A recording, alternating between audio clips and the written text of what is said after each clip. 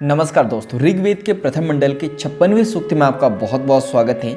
आज हम लोग पढ़ने वाले हैं सूक्त नंबर 56, देवता इंद्र। तो चलिए शुरू करते हैं। जिस प्रकार घोड़ा क्रीड़ा के निमित्त घोड़े की ओर दौड़कर जाता है, उसी प्रकार पर्याप्त आहार करने वाले इंद्र यजमान द्वारा बहुत से पात्रों में रखे हुए, पात्रों का मतलब होता है बर्तन, पात्रों में रखे हुए सोमरस की ओर, सोमरस का मतलब होता है देवता का पीने योग्य जो पदार्थ होता है देवताओं का, उसे हम लोग सोमरस कहते हैं। सोमरस की ओर शीघ्रता से जाते हैं। वज्रवधादि महान कार्य में दक्ष वे इंद्र अपना स्वर्ण निर्मित अश्वयुक्त एवं तेजस्वी रथ रोक कर सोमरस पीते हैं। जिस प्रकार धन चाहने वाले वाणिक नावों में बैठकर आने जाने के साधन समुद्र को व्याप्त किए रहते हैं, उसी प्रकार हाथों में हव्य लिए, हव्य का मतलब होता है हवन में डाली जाने वाली पवित्र सामग्री को हव्य कहते हैं, उसी प्रकार हाथों में हव्य लिए हुए स्तोता इंद्र को चारों ओर से घेरे रहते हैं। हे स्तोताओं, नारियां अपने मनपसंद फूल तोड़ने के लिए जिस प्रकार पर्वत पर चढ़ जाती है, उसी प्रकार तुम भी तेजस्वी स्त्रोत के सहारे विशाल यज्ञ के रक्षक एवं शक्तिशाली इंद्र के समीप पहुंच जाओ। इंद्र शत्रुनाशक है, यानी शत्रुओं का नाश करने वाले हैं। इंद्र शत्रुनाशक है और महान है।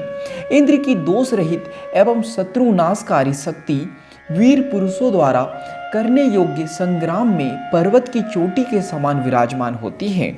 शत्रु विनाशक एवं लोक कवचधारी इंद्र ने सोमपान के द्वारा मदोन्मत्त होकर मायावी असुर सुष्ण को बेड़िया डालकर कारागृह में बंद कर दिया था।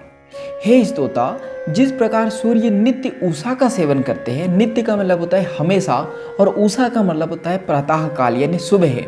जिस प्रकार सूर्य नित्य उषा का सेवन करते हैं, उसी प्रकार तेजस्वी बल तुम्हारी रक्षा के निमित्त तुम्हारी स्तुतियां सुनकर यानी तुम्हारी प्रार्थनाओं को सुनकर वृद्धि प्राप्त करने वाले इंद्र की सेवा करता है। हे इंद्र, शत्रुनाशक शक्ति द्वारा अंधकार रूपी वज्र असुर का नाश करते हैं एवं शत्रुओं को रुलाकर भली प्रकार नष्ट कर देते हैं। हे शत्रुहंसा इंद्र, जिस समय तुमने वज्र असुर द्वारा रोके हुए समस्त प्राणियों के जीवनाधार एवं विनाश रहित जल को आकाश से फैली हुई दिशाओं में बिखेरा था, उस समय तुमने सोमपान से प्रसन्न होकर यानी सोमरस को पीकर खुश होकर प्रसन्न होकर युद्ध में वज्र का वध कर दिया था एवं जल से पूर्ण मेघ को, मेघ का मतलब होता है बादल, जल से पूर्ण मेघ को वर्षा करने के लिए अधोमुख कर दिया था। अधोमुख का मतलब होता है जिसका मुख नीचे हो, तो उसे अधोमुख कर दिया था।